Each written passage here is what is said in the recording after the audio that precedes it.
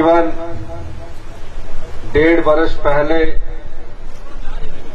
आपने हिमाचल प्रदेश में कांग्रेस की पार्टी की सरकार को आशीर्वाद दिया और जब मैंने सत्ता संभाली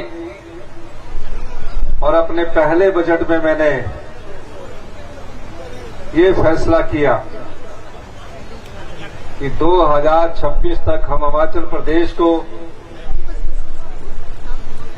हरित राज्य के रूप में विकसित करेंगे और इस दृष्टि से हमने काम करना शुरू किया। जब मैं पहला बजट प्रस्तुत कर रहा था उससे पहले हिमाचल प्रदेश में महज 5 मेगावाट सोलर पावर प्रोजेक्ट सरकारी उपक्रम द्वारा बनाया जा रहा था, लेकिन उसके बाद मैंने बैठकों का दौर शुरू किया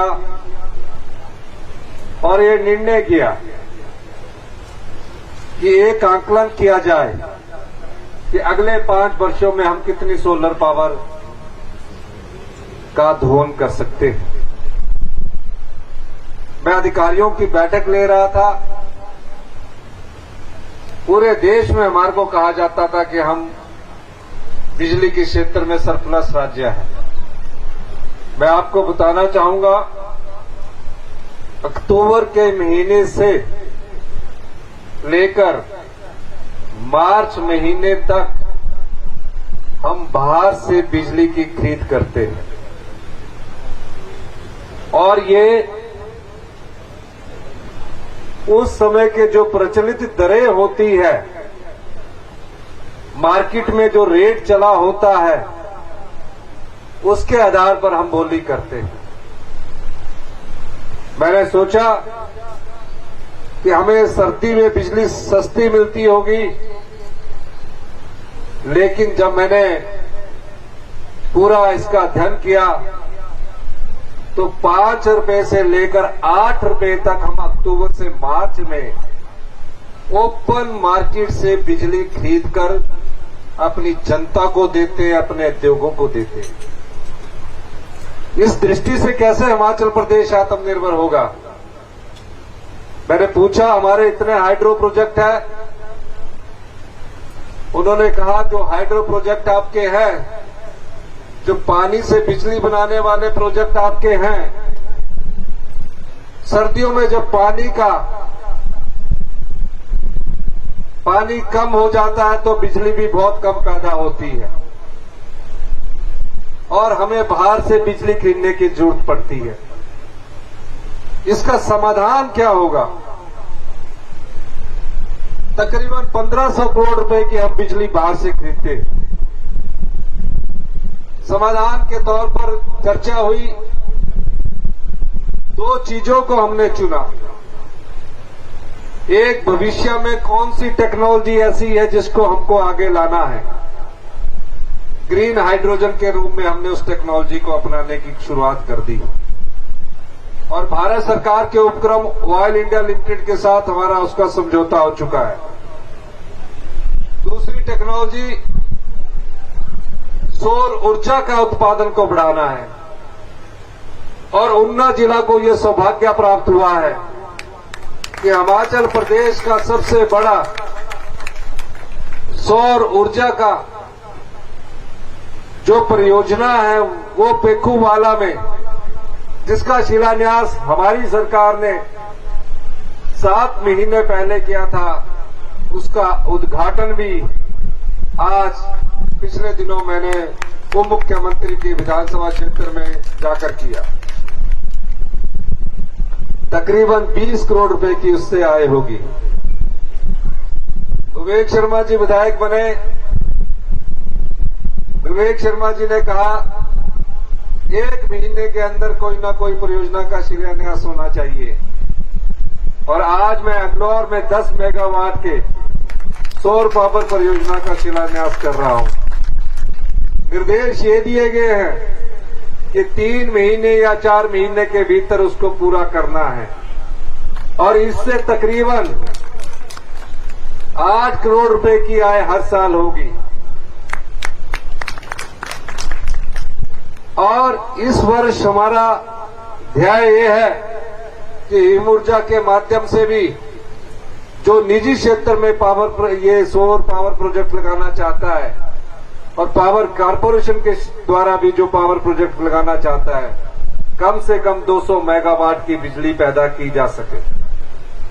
सर्दियों में हमें 1000 से लेकर 1200 मेगावाट की बिजली की जरूरत पड़ती है।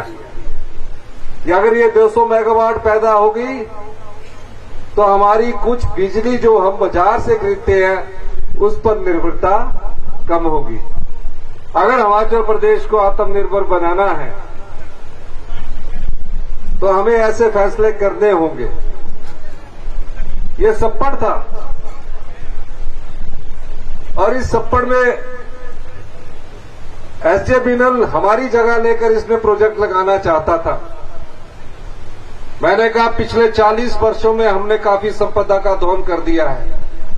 हमारे जो हाइड्रो प्रोजेक्ट लगे उससे हमारे को 12% फ्री रॉयल्टी मिलती है। नुकसान बहुत होता है।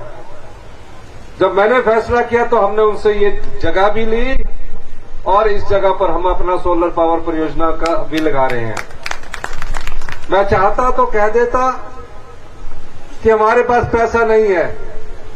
हमारी इच्छा शक्ति देखिए, मैंने कहा हम पैसे का इंतजाम भी करेंगे और हिमाचल प्रदेश की सरकार को आत्मनिर्भर की दिशा में भी आगे बढ़ेंगे। 4 महीने हमारे आपदा में बीत गए, 4 महीने हमारे ये राजनीतिक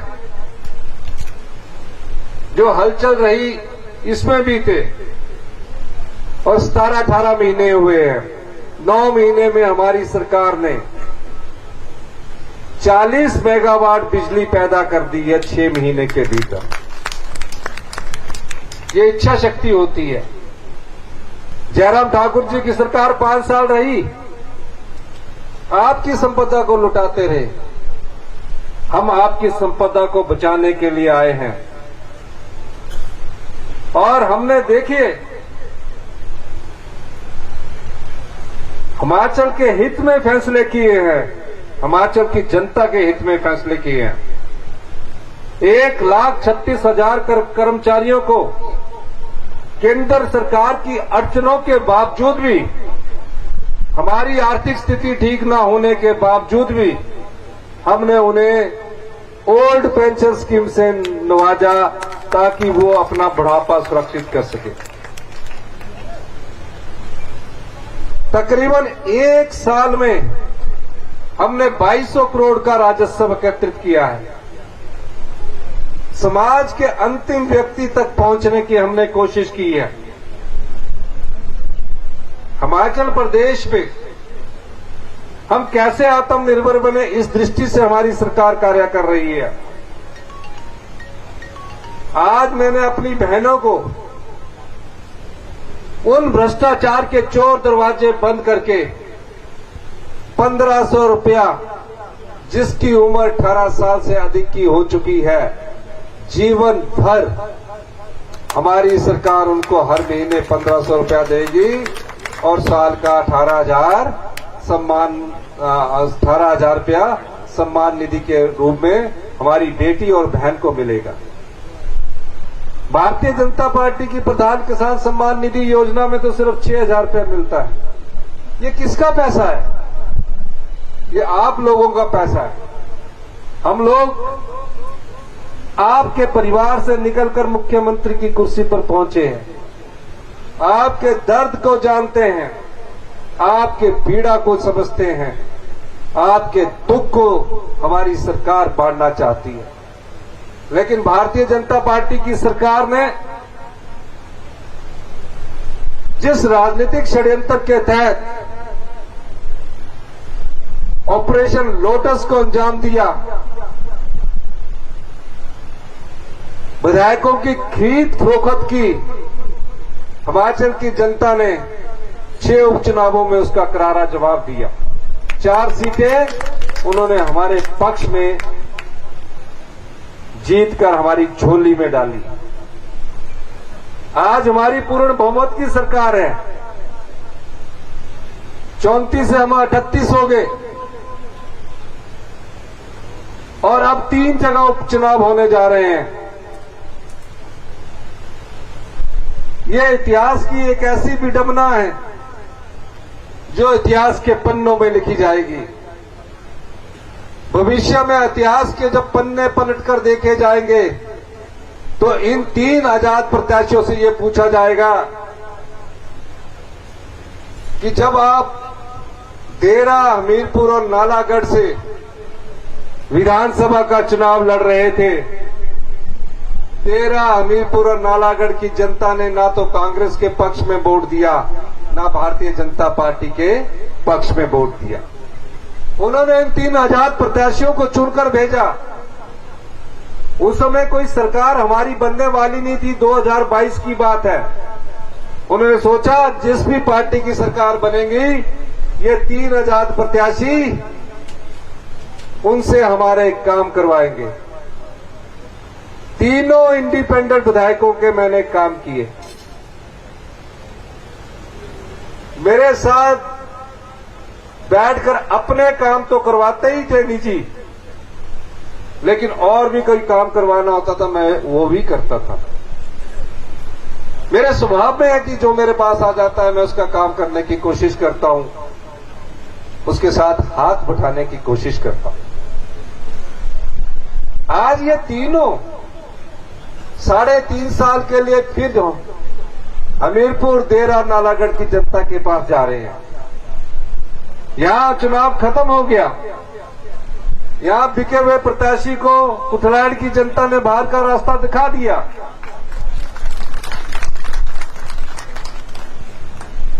आपने एक सच्चे सेवक के रूप में विवेक शर्मा को यहां चुनकर भेजा। अब 3 जगह जो उपचुनाव हो रहे हैं, उन तीनों भारतीय जनता पार्टी के महानुभाव प्रत्याशियों से ये पूछा जाना चाहिए कि ये चुनाव हो क्यों रहे हैं। अगर कांग्रेस पार्टी की सरकार है और कांग्रेस पार्टी ने आपका काम नहीं किया तो आप तो आजाद है। आप कांग्रेस पार्टी का साथ छोड़कर भारतीय जनता पार्टी के साथ वैसे ही बैठ जाते हैं। आजाद ही बैठ जाए अपने आप ही। किसने रोका था आपने? फिर आपको चुनाव लड़ने की क्या जरूरत थी? आज वो चुनाव क्यों लड़ रहे हैं? क्योंकि जिस भारतीय जनता पार्टी की राजनीतिक मंडी में वो बिके हैं, उनका दबाव है कि भैया जो लेन देन हुआ है हम आप पर विश्वास नहीं करते। आप तो आजाद होने के बाद कभी कांग्रेस के साथ जा सकते थे, कभी भारतीय जनता पार्टी के साथ जा सकते थे। आपको चुनाव लड़ना पड़ेगा। अब वो फिर 3.5 साल के लिए चुनाव लड़ रहे हैं। उनसे ये पूछा जाना चाहिए कि हमारी कांग्रेस की सरकार तो अभी 3.5 साल चलेगी। गलती से अगर आप जीत भी गए तो भी तो आप भारतीय जनता पार्टी की तरह विपक्ष में बैठोगे। आजाद होकर भी तो आप विपक्ष में बैठ सकते थे हमारा साथ छोड़कर।